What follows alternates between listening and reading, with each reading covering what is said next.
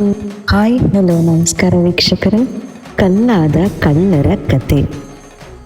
ಹಾಸನದ ಅಧಿದೇವತೆ ತಾಯಿ ಹಾಸನಾಂಬೆಯ ಮಹಿಮೆ ಅಪಾರ. ವರ್ಷಕ್ಕೊಮ್ಮೆ ಮಾತ್ರ ದರ್ಶನ ನೀಡುವ ಈ ದೇವಿಯ ಗರ್ಭಗುಡಿಯಲ್ಲಿ ನಡೆಯುವ ಪವಾಡಗಳು ಒಂದೆರಡಲ್ಲ.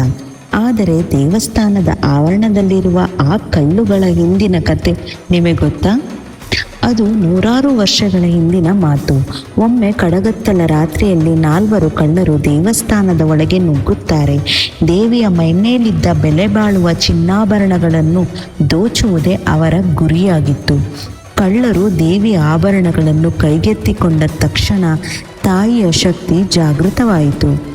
ಎಷ್ಟೇ ಪ್ರಯತ್ನಿಸಿದರೂ ಅವರಿಂದ ದೇವಸ್ಥಾನದಿಂದ ಹೊರಬರಲು ಸಾಧ್ಯವಾಗಲಿಲ್ಲ.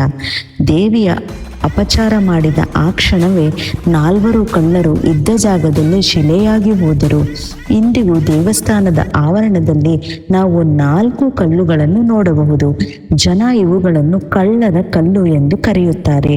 ತಾಯಿಯ ಆಭರಣ ಕಳ್ಳತನ ಮಾಡಲು ಬಂದವರಿಗೆ ಸಿಕ್ಕ ದೈವಿ ಶಿಕ್ಷೆ ಇದು ಎಂಬ ನಂಬಿಕೆ ಇಂದಿಗೂ ಜೀವಂತವಾಗಿದೆ. ಈ ಮಾಹಿತಿ ನಿಮಗೆ ಇಷ್ಟವಾಗಿದ್ದರೆ ವಿಡಿಯೋನ ಲೈಕ್ ಮಾಡಿ ಮತ್ತು ಶೇರ್ ಮಾಡಿ. ಇಂಥ ಇತಿಹಾಸದ ಮಾಹಿತಿಗಾಗಿ ನನ್ನನ್ನು ಫಾಲೋ ಮಾಡಿ. Thank you.